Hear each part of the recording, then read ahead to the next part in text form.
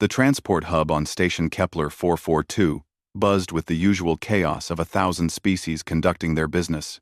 Maya gripped her son's hand tighter as they navigated through the crowd of crystalline Vexari merchants and towering Kromnathi diplomats. Ferret, barely 8 years old, watched everything with wide, curious eyes that seemed to absorb the universe itself. "Stay close," Maya whispered, her voice carrying that edge of worry that had become permanent since humanity joined the Galactic Coalition 3 years ago. Humans were still the newcomers, the primitives from a backwater planet who'd barely achieved faster-than-light travel when the rest of the galaxy had been using it for millennia. Ferret nodded. But his attention had already drifted to a Zelthian street performer juggling what appeared to be miniature stars. The boy's fascination with everything alien had become both a blessing and a curse in their new multi-species neighborhood. The trouble started at the security checkpoint.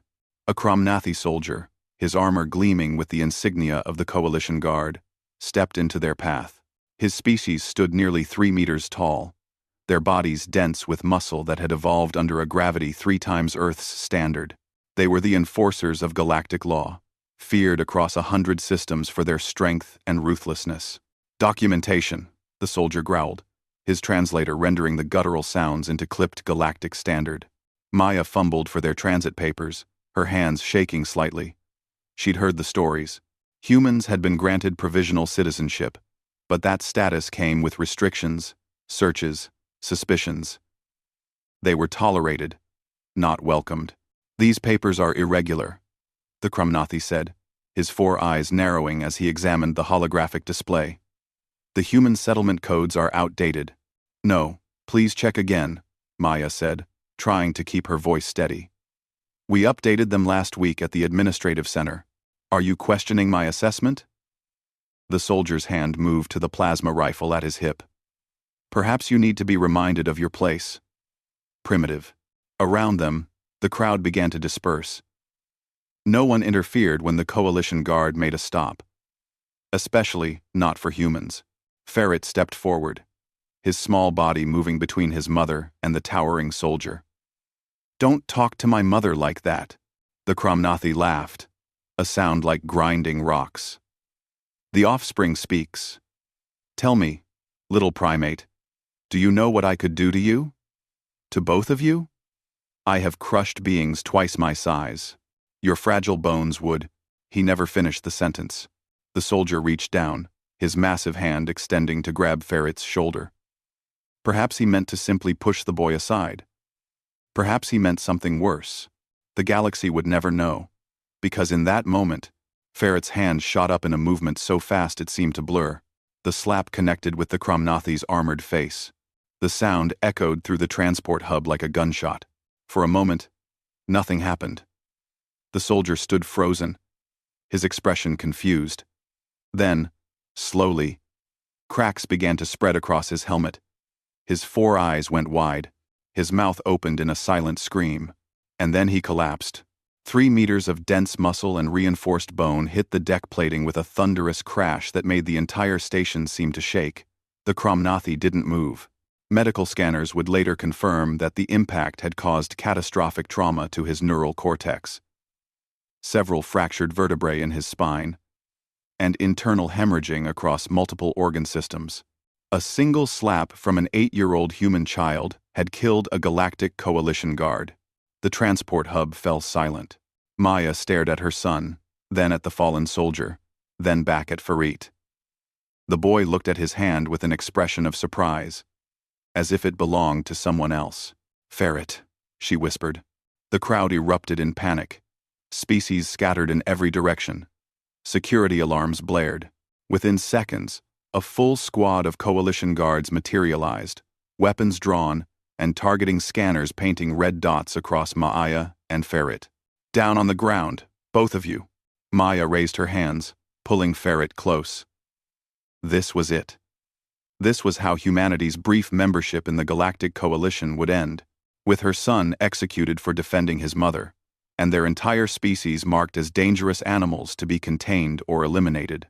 Then she heard the voice. "Stand down." The command carried absolute authority. The guards froze, their weapons still raised but fingers off triggers.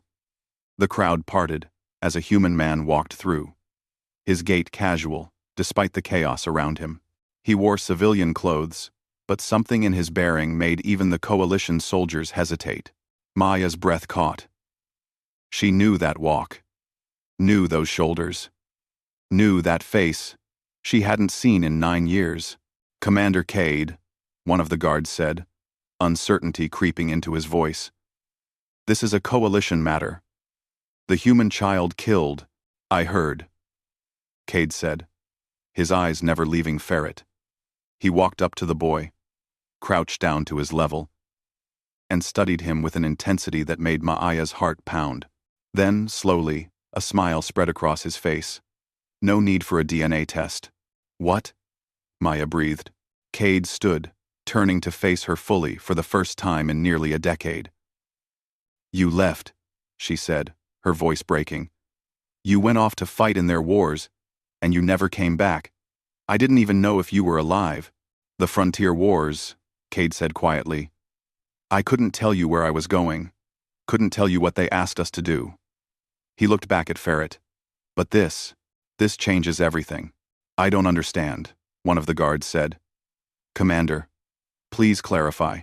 Cade turned to face them, and suddenly, the casual civilian was gone. In his place stood something that made even the armed soldiers take a step back. "You want clarification? Fine. Let me tell you about humans. About what we really are." He gestured to the fallen Kramnathi. "You see a tragedy. I see confirmation. When humanity joined the coalition, we told you we were explorers, scientists, peaceful, and we are. But what we didn't mention is that we come from a death world, a planet where everything evolved to kill everything else, where gravity is just strong enough to make us dense, where atmosphere pressure trained our cells to process oxygen at incredible efficiency, where our immune systems learn to fight off 1,000,000 different threats." Cade placed his hand on Ferret's shoulder. "And some of us, those who served in the frontier wars, we were enhanced. Genetic optimization. Muscle density increased. Reaction time shortened.